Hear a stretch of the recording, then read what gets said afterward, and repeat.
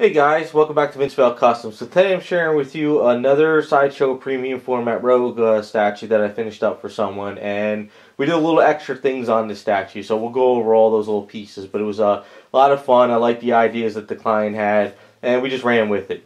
So in the previous one I've done, it was, basically the metallic red and gunmetal on the gray outside with the blacks, and then gloss it up. But instead of doing leather gloves and leather boots, we went with the same red metallic, just to give her that whole outfit and really nice pop to her. We also did decide to change up some stuff, so I was asked to see if we could do something with the breasts. So instead of having her breast pieces going nice and fluid going across, well, what we did was dremeled out there and then resculpted it to give a little bit of a stretch look into there.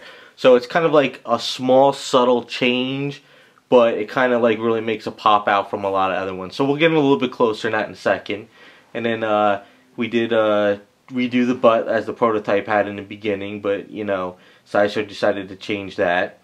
And basically her base, what we did was instead of keeping a gloss black and a gloss red X, we decided, the client was like, let's change it up. So we went through brainstormed some ideas of what we could do. At first, we were thinking about, the same reds and everything, the blacks on the base, but that would take away too much from the figure. We didn't want to take too much away from her, but we wanted to, spruce it up a bit. So came up with the idea of a flat black X, alclad chrome triangles in the X to give that nice little reflection, a little bit of a bonus, but a nice maroon red going around the base. So it's kind of like there, but it's not overpowering her as well. Just something a little bit different and having fun with it. As for her face, I'm always trying new things. I'm always trying to improve my skills. So I wanted to, get a little bit better and just see what I can do. So I actually went out to the store. I bought some women's makeup. And what I've been trying to do is seeing how far I can push the women's makeup on eyeshadow, blush, and everything like that.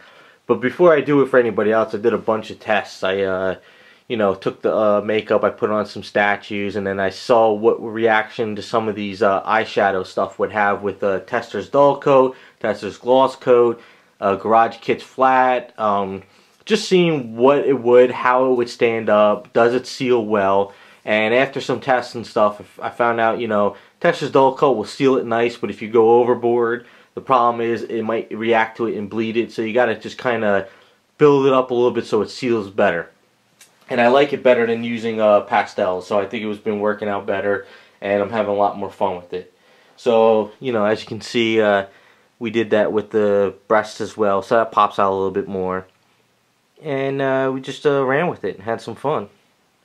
So we got a nice little reflection there in the base, nice maroon color. And just having fun with it. So we're getting a little bit closer. We'll show you. Let's get that out. So as you can see, the eyeshadow and stuff. So I went in, to the store and I picked up some different purples and some blacks and just having some fun with it. Picked up a different color blush just to see how different color blushes worked out, and it worked out pretty cool. It's also a Ultra Fine Transfer Eyes that I put in her. And instead of going with red lipstick, we went with gray. Now, her lips are actually watercolor lips. I always do lips in watercolor because it's easier.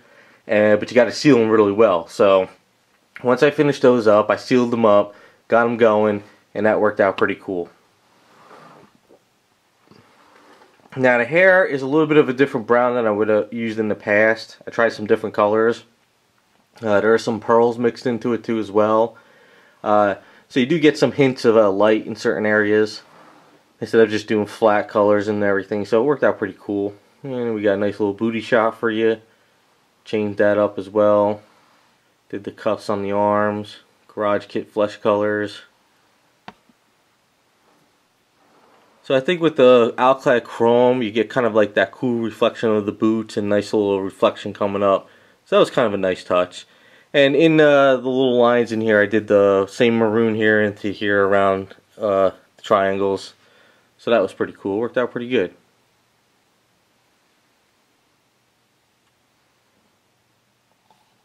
It is a Tamiya Chrome paint, and then it's Tamiya Candy Coat clear red all over it. That's how I did the red. For the sides over in here, this is all gunmetal from Tamiya, and then I used well, what's left of my golden shading gray to do a lot of the shadow areas, and then I kept blending it. Then once I got it to where I liked it, I did a future floor polish. Well, I think it's called Pledge floor polish now, and I glossed that up, got a really nice sheen to it. So it's got kind of like a latex look now, more than anything.